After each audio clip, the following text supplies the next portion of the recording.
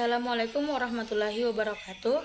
Perkenalkan, saya Nina dengan NIM 241230019, mahasiswa semester 3, kelas TIPA, jurusan Tadris Ilmu Pengetahuan Alam, Fakultas Tarbiyah dan Ilmu Keguruan, Universitas Islam Negeri Dato Karama Palu.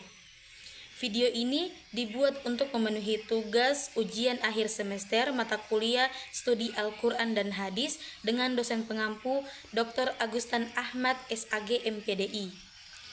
Soal yang pertama, bacalah redaksi hadis berikut ini dengan jelas, baik dan benar.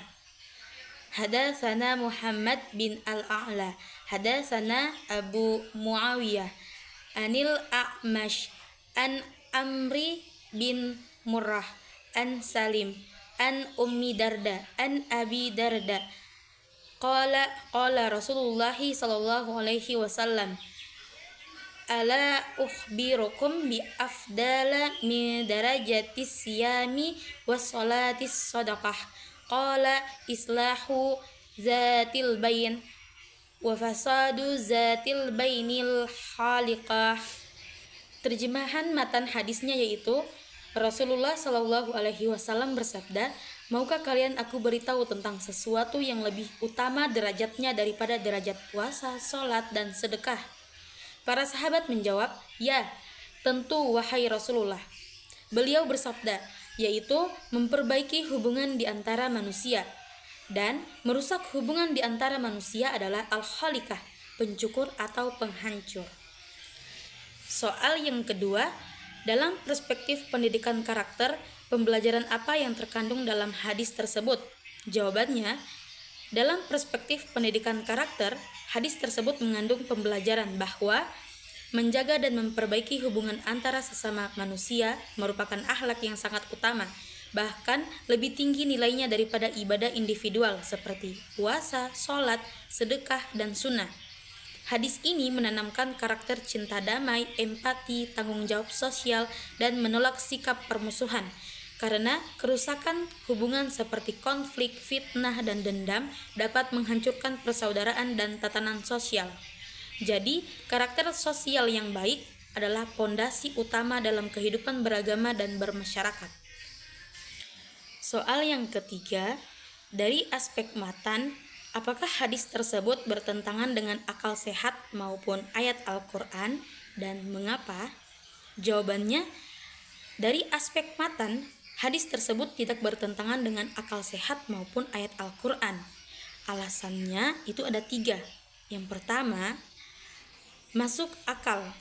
Karena memperbaiki hubungan antara manusia membuat hidup damai, sedangkan merusak hubungan antara sesama manusia akan menimbulkan konflik. Alasan yang kedua, hadis ini sesuai dengan Al-Quran.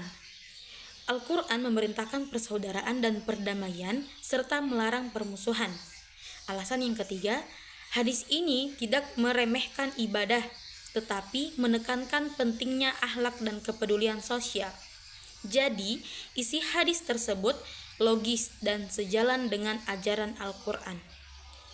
Soal yang keempat, sebuah hadis memiliki 3 unsur, yaitu sanad, matan, dan rawi. Tentukan siapa saja yang menjadi sanad, yang mana bagian matan, dan siapa rawi dari hadis tersebut. Jawabannya, yang pertama, sanad dari hadis tersebut adalah Muhammad bin Al-Ala, Abu Muawiyah, Al-A'mas, Amr bin Murrah, Salim bin Abi Al-Jad, dan Abu Darda. Alasannya, nama-nama ini disebutkan di awal hadis dengan kata haddatsana dan an yang menandakan jalur periwayatan hadis. Yang kedua, bagian matan pada hadis tersebut adalah Ala ukhbirukum bi afdala min darajatis siyami was salati was sadaqah. Qalu bala. Qala islahu zatiyal bain. Fa inna fasadatil baini hiyal khaliqah.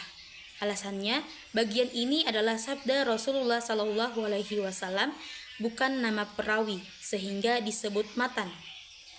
Dan yang ketiga, siapa rawi dari hadis tersebut? Rawi dari hadis tersebut adalah Abu Darda radhiyallahu anhu.